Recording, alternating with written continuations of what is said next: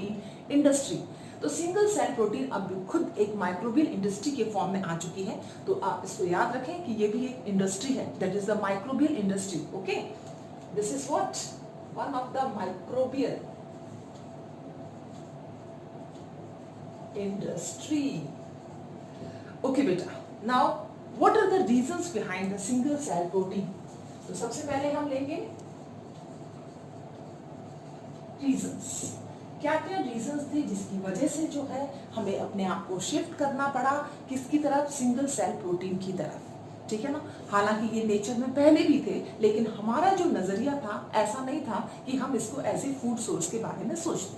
तो रीजन सबसे इंपॉर्टेंट जो रीजन है वो ये है कि जितने भी कन्वेंशनल एग्रीकल्चर रिसोर्सेज हैं वो कंप्लीट नहीं कर पा रहे हैं किसकी डिमांड को? इंक्रीजिंग पॉपुलेशन डिमांड को। जितने भी कन्वेंशनल सोर्स हैं, ठीक है ना, चाहे वो कोई भी कन्वेंशनल सोर्स हो, सीरियल का हो, पल्सेस का हो, वेजिटेबल्स का हो, फ्रूट्स का हो, किसी का भी कन्वेंशनल सोर्स आज की तारीख में हमारी बढ़ती हुई पॉपुलेशन से बिल्कुल भी डिमांड को कंप्लीट नहीं कर पा रहा। तो हमारी डिमांड तो है बहुत ज्यादा और हमारी सप्लाई जो हो रही है वो हो रही है बहुत कम। तो सबसे पहला रीजन जो है इसका, that is the conventional sources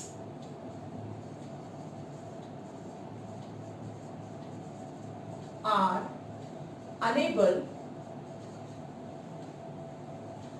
to meet the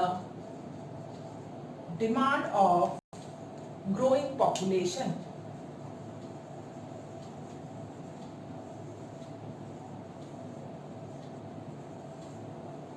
Growing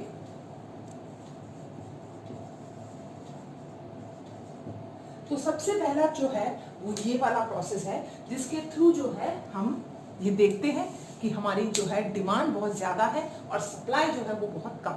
हमें शिफ्ट होना पड़ा किसके पास? सिंगल सेल प्रोटीन टेक्निक के पास।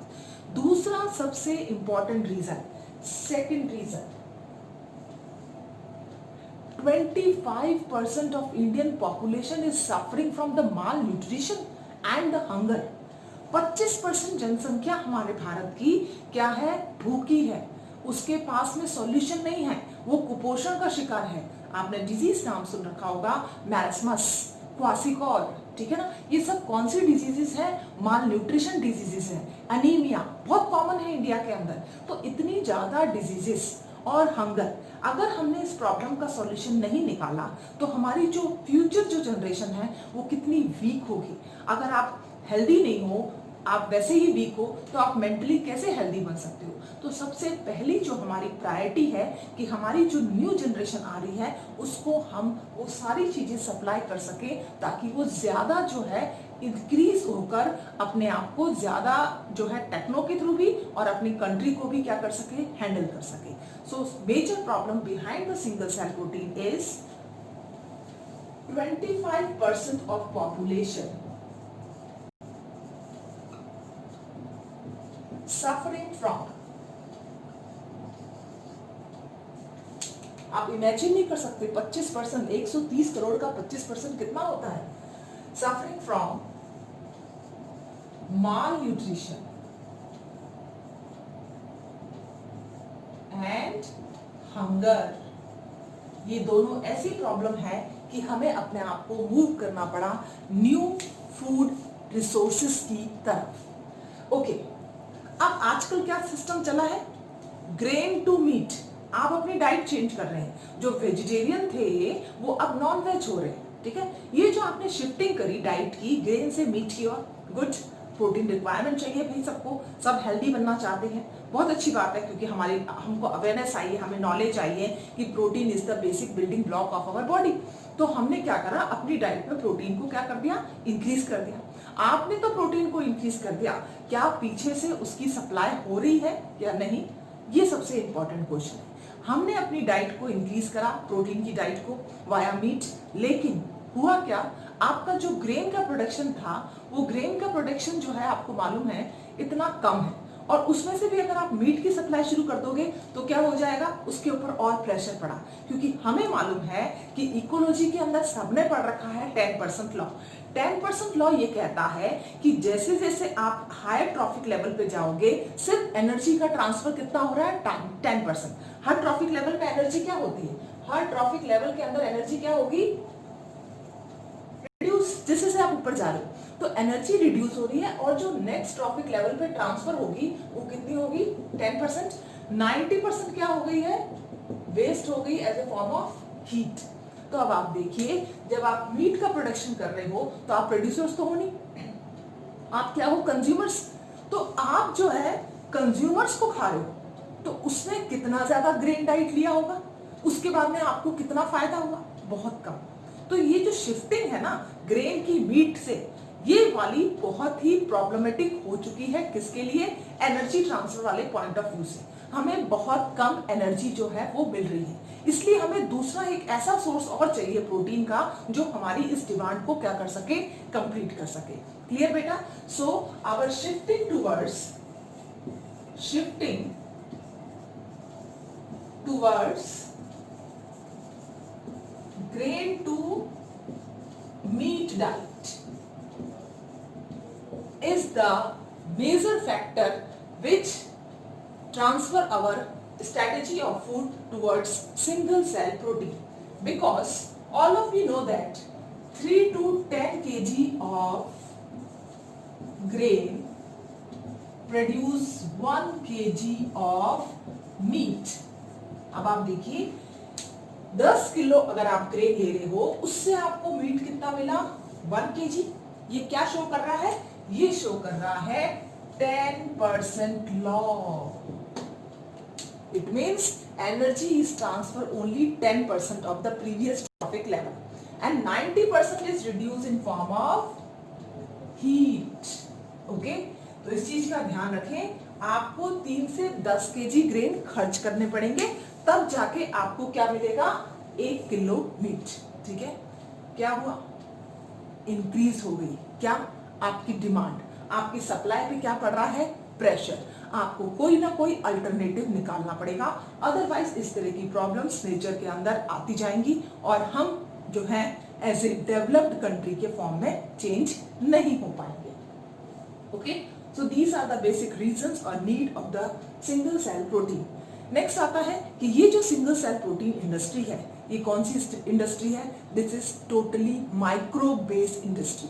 ठीक है ना, कैसी इंडस्ट्री है ये, माइक्रो बेस्ड इंडस्ट्री। हमने यहां पर जितना भी आपका क्या कहते हैं, हम ये कह सकते हैं कि जितने भी माइक्रोब्स थे, चाहे वो साइनोबैक्टीरिया के फॉर्म में हो, चाहे वो एल्गी के फॉर्म में हो, ठीक है ना, या स्मॉल जो है आपकी सिंगल सेल यूनिसेलुलर फंगाई के फॉर्म में हो, उन सबको, मशरूम देख लिया आप, ठीक है ना, उन सबको हमने एक इसमें डाल दिया है सिंगल सेल प्रोटीन कल्चर में, that is the microbial industry. Here in this microbe based industry, microbes are grown as an industrial scale. Yes, this is microbe based industry. Here microbes grown in an industrial scale। आप पूरी एक industry बना रहे हो microbes की, और वो microbes को आप क्या कर रहे हो, culture. For example potato industry का जो वेस्ट होता है, ठीक है ना, हमने इसमें क्या लिया है, पोटैटो आपको मालूम ही है, पोटैटो इंडस्ट्रियल वेस्ट। हमने इसमें पोटैटो इंडस्ट्री का वेस्ट लिया है और इस वेस्ट के अंदर हमने अपना खुद का microbe that is the spirulina को क्या करेंगे, ग्रो कराएंगे। ठीक है ना, तो आप एनवायरमेंटल पॉल्यूशन को भी क्या कर रहे हो, रिड्यूस। तो ये जो वेस्ट है, this one is the waste, ये कोई ओरिजिनल मैटर नहीं है, ये वेस्ट है। हम इसके अंदर मोलेसिस भी डाल देते हैं, जितना भी इसके आसपास का पील वगैरह जो होता है, पोटैटो का छिलका और पोटैटो का एग्रीकल्चर जो वेस्ट होगा वो सारा भी हमने इसके अंदर डाल दिया।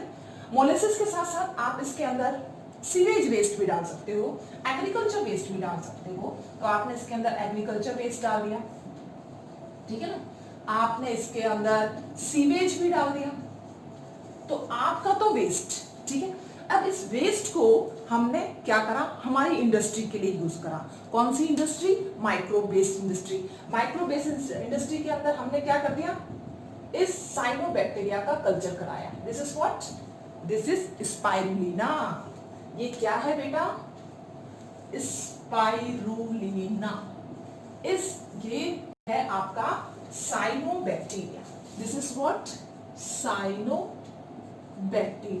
तो साइनोबैक्टीरिया का आपने कल्चर कराया, और कल्चर किसमें कराया? इस वेस्ट के अंदर कराया। जब आप इस कल्चर वेस्ट के अंदर कराओगे तो आपने एनवायरमेंटल पॉल्यूशन को रिड्यूस करा, और वेस्ट से आपने माइक्रो इंडस्ट्री चलाई, और उस वेस्ट से आपको क्या मिला? प्रोटीन।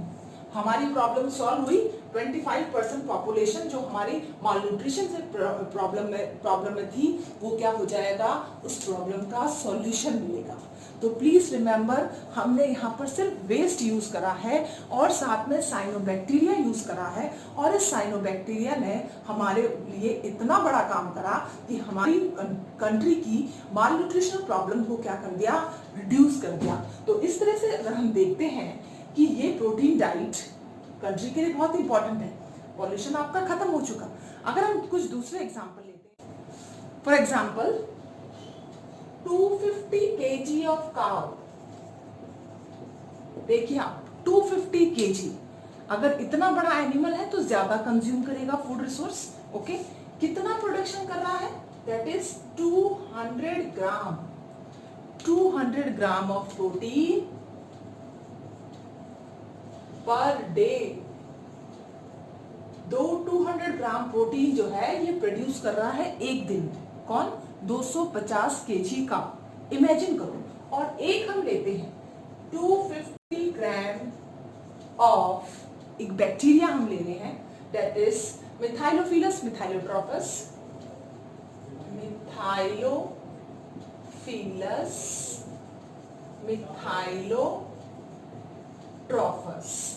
जब हम इसमें बैक्टीरिया की जो सिर्फ और सिर्फ कितना है बेटा? 250 ग्राम। अब उसका प्रोडक्शन आप देखिए, that is 225 tons of protein. इतना प्रोटीन का प्रोडक्शन कितने कम सोर्स के अंदर? 250 ग्राम। क्या खाएगा ये? सिर्फ वेस्ट। और उस वेस्ट के अंदर आपको इतना प्रोटीन ये क्या कर रहा है? प्रोड्यूस करके दे रहा है। ये क्या शो करता है कि अगर हम अपनी फूड इंडस्ट्री को एनहांसमेंट करना चाहें, उसका हमारे फूड का एनहांसमेंट करना चाहें, तो हम मूव कर सकते हैं microbial industry, that is known as the single cell protein. तो अगर हम इसके एडवांटेजेस की स्टडी करते हैं कि what are the advantages of single cell protein industry, ठीक है ना, तो ये खुद जो है बहुत ही ज्यादा हाईली एडवांटेजेस, बिकॉज ये सारे फूड रिसोर्सेज को आपको क्या कर रही है? जितने भी फूड सोर्सेज का जो प्रोडक्शन है, प्रोटीन हो, कार्बोहाइड्रेट हो, विटामिन्स हो, मिनरल्स हो, ये सब आपको प्रोड्यूस करके दे रही है। तो ये एक अल्टरनेटिव सोर्स हो सकता है आपके न्यूट्रिएंट्स का, ठीक है। फर्स्ट, अल्टरनेटिव सोर्स ऑफ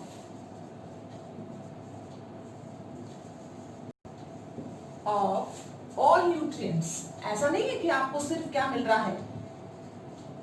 क्या मिल रहा है? प्रोटीन। ऐसा नहीं है, आपको विटामिन सी भी मिलता है। एस्कॉर्बिक एसिड की टैबलेट जो मार्केट में मिलती है वो माइक्रोबियल कल्चर के थ्रू ही मिलती है, ठीक है ना। All nutrients, whether it is protein, carbohydrates, minerals, fats, vitamins, etc. तो आपको न्यूट्रिएंट तो मिलेगा ही मिलेगा, साथ में आपकी माइक्रोबियल इंडस्ट्री जो है उससे आपको अच्छा रिसोर्स, आप माइक्रोब्स लोगे तो आप सिंथेटिक मोड ऑफ लाइफ में ना जाकर एक नॉर्मल मोड ऑफ लाइफ से भी आप सारे न्यूट्रिएंट ले सकते हो। तो एलोपैथी पर आप क्या करोगे? कम वो उसका होगा, बर्डन पड़ेगा, और आप सारे फूड रिसोर्सेज जो है इस तरह से माइक्रोब से लोगे, तो माइक्रोब से आप ये नेचुरल रिसोर्सेज ले सकते हैं। Yes, second important effect of single cell protein, it reduces the environmental pollution. तो जो भी हमारी फूड इंडस्ट्री लगी हुई है उनके पास में जितना भी उसका जो वेस्ट आता है, उस वेस्ट के अंदर हम माइक्रोब्स को ग्रो कर सकते हैं, और उस माइक्रोब से हमें क्या मिल सकता है that is the food resource. So it reduces environmental pollution. तो पॉल्यूशन को इसने क्या कर दिया, रिड्यूस कर दिया, ठीक है ना। अब ये कैसी इंडस्ट्री है, इसको आप एक छोटे से एरिया के अंदर ग्रो कर सकते हो। मशरूम को देख लीजिए आप, मशरूम मार्केट में कितना चला, हाई प्रोटीन सोर्स है। जो लोग वेजिटेरियन हैं, अगर उनको कभी भी इस तरह की प्रॉब्लम आती है, बोन्स की कोई प्रॉब्लम आती है, किसी की बोन ब्रेक हो गई है या कार्टिलेज में कोई प्रॉब्लम आ रही है, आप उसको मशरूम खाने के लिए कह सकते हैं। मशरूम खाएगा, विद इन 15 डेज जो है उसकी प्रोटीन डाइट क्या हो जाएगी, रिकवर हो जाएगी। तो एक स्मॉल एरिया के अंदर आप इजीली इसको क्या कर सकते हो, ग्रो कर सकते हो। Grow in small area, area आपको छोटा चाहिए और डिमांड आपकी क्या होती जाएगी, इंक्रीज होती जाएगी, ठीक है ना। आपका प्रोडक्शन भी क्या होता जाएगा, इंक्रीज होता जाएगा। अल्टीमेटली टोटल प्रॉफिट वाला जो मामला है, यानी कि आपको एम्प्लॉयमेंट भी प्रोवाइड कर रहा है, that provides employment also.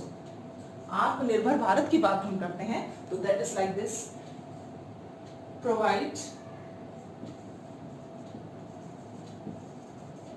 Employment. Okay, तो आप वेस्ट को यूज कर रहे हो, आप स्मॉल एरिया के अंदर, और थ्रू आउट द ईयर आपको प्रोडक्शन मिल रहा है। आपको डिपेंड नहीं करना है कि बाहर की एनवायरमेंटल कंडीशन क्या है, मानसून आ रहा है, सूखा पड़ रहा है, क्या है, कुछ नहीं। आपको एक रूम के अंदर क्या करना है, कल्चर करना है। जब आप एक रूम के अंदर, एक पर्टिकुलर एरिया के अंदर कल्चर करते हो तो आपकी सप्लाई भी क्या हो रही है, ज्यादा हो रही है। तो आप यहाँ पर इसका production through out the year जो है वो दे सकते हो। Produced through out the year. तो इतने फायदे का सौदा है ये आपका सिंगल सेल प्रोटीन, यानी कि माइक्रोबियल इंडस्ट्री। तो कौन कौन से माइक्रोब्स हैं जो यूज में लिए जा रहे हैं अभी इस वक्त, ठीक है ना, उनको हम थोड़े से उनके एग्जांपल्स करेंगे। तो एग्जांपल्स हम ले लेते हैं यहाँ पर। एग्जांपल्स, पहला एग्जांपल आपको पता ही है, क्या लिया था अपन ने, that is first cyanobacteria, that is spirulina. आप यूज में ले सकते हैं किसको, यीस्ट को, सैक्रोमाइसिस क्रिवाइसी, यीस्ट सैक्रोमाइसिस क्रिवाइसिस। सैक्रोमाइसिस क्रिवाइसी के अलावा आप क्या यूज में ले सकते हैं, दैट इज द बैक्टीरिया मिथाइलोट्रोपस, मिथाइलोफिलस मिथाइलोट्रोपस, मिथाइलोफिलस मिथाइलोट्रोपस। क्या है ये, बैक्टीरिया। आपने साइनोबैक्टीरिया यूज कर लिया, आपने यीस्ट यूज कर लिया, आपने बैक्टीरिया यूज कर लिया। Next is the fourth one is the Fusarium graminearum. Fusarium graminearum क्या है बेटा, एक फिलामेंटस एल्गी है, जिसको filamentous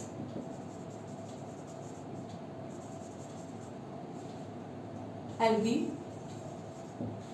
sorry not algae, this is filamentous fungi. ये भी किसमें यूज में ली जाती है, that is in single cell protein.